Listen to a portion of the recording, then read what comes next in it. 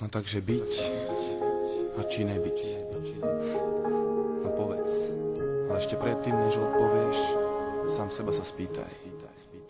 Ktorá je biela, ktorá čierna, kedy je deň a kedy noc, kde je ráj, kde je peklo, ako je dobre, ako zle, prečo áno, prečo nie, čo je začiatok, čo koniec, to som ja, to si ty, ja teraz pýtam sa, byť či nebyť, byť či nebyť, nekonečná dilema. Presne tá, ktorá je tu odjak živá, prežíva aj naďalej v nás nájsť dôkaz. Sa za čas objaví hlas, ktorý zahalí ťa otázkou. A to je sieť z tvojej cesty späť nie. Ty preto odpovedáš a podľa odpovede dostávaš karty a hráš. Smer si vyberáš, pričom priama a široká je cesta. Končiaca peklom a úzka a kľúkata je tá, ktorá smeruje za svetlom. No a keďže ani minca nepadá na hranu, preto aj ty musí zvoliť svoju stranu, len tebou vytvorenú a tiež tebou zastávanú. Pretože každý z nás sám si je tu súdu zdrojcom, života tvorcom a myšlienok vládcom.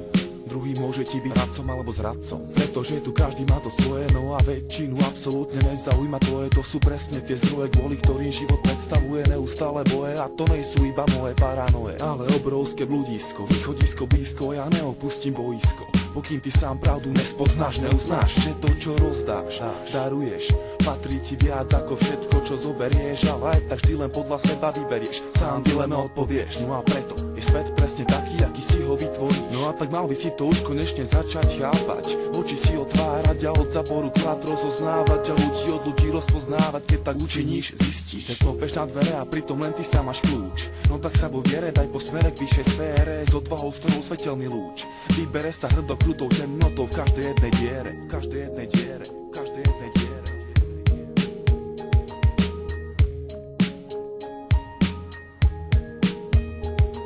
Ľudská myseľ ako to miesto nekonečných súbojov, opačných pólov, protikladov. Niekedy pod nadvládou kladov, ale pravdou je častá. A nadradenou záporu človek ale dostal ten dar. Aj ty si dostal ten dar. A rozhoduješ na základe vlastného výberu, svojho vlastného výberu. Všetky myšlienky vytvárajú slova, no a slova